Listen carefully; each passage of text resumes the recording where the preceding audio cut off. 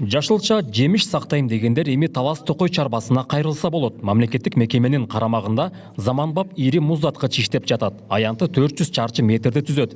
Ичине 350 тоннага чейин батат. Азыр ичинде жергиликтүү багбандардын жыйган малина жана алмалары сакталууда. Шарты жакшы, ал эми баасы элдин капчыгына ыңгайлуу экендигин Токой чарбанын адистери билдирди. Быйыл пробный деп көрдүк, ушу 1 сомдон киргиздик, элге жеңилирээк болсун деп 60-70 тоннадай киргиздик быйыл.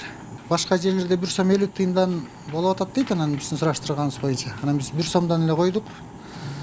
Анан энди жылда эле мынчалык көп көтөрбөйбүз, ушул бааны тегерегинде эле киргизебиз элдикине, элге жеңилдик болсун деп.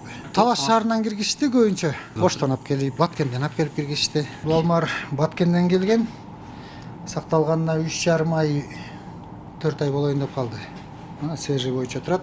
Аталган логистикалык борбор Токой экосистемаларын интеграциялап башкаруу долбоорунун негизинде курулган.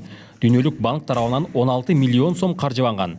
Заманбап муздаткыч кампада аба автоматташтырылган жабдуулар менен жөнгө салынат. Облустун дыйкандарына жана багбандарына пайдасы чоң бул жайда 8 бөлмө бар. Ичи кенен болгондуктан мекеме жергиликтүү калкка жеңил шарт түзүүгө кызыктар. Жетөөсү ушу жашылча жемиш сактай турган камера, анан бирөөсү ушу көчөттөр боюнча.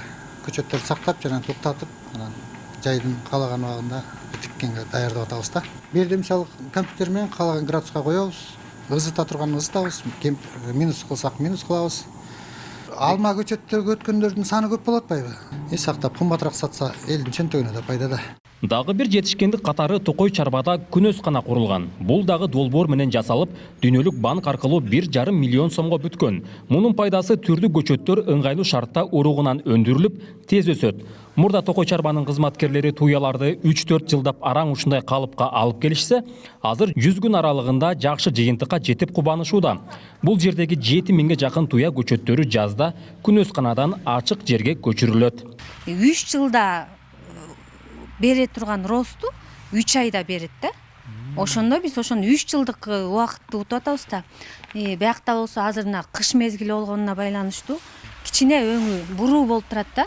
Мына аралары көрүп атсыңар ушул эле боюнча жап-жашыл болуп туруп, жайындагы эле абалын. Негизи бул былтыр эле жарап калган, анан кичине дагы чоңойсун деп туруп, бул эксперимент катары быйылкыга да калтырып койдук да. Март-апрель айында көчүрүп отургузууга даяр болуп калды.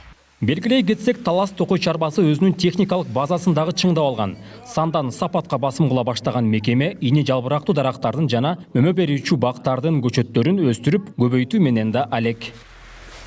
Нурсултан Курманбеков, Кайнар Ормонов, ЛТР, Талас облусу.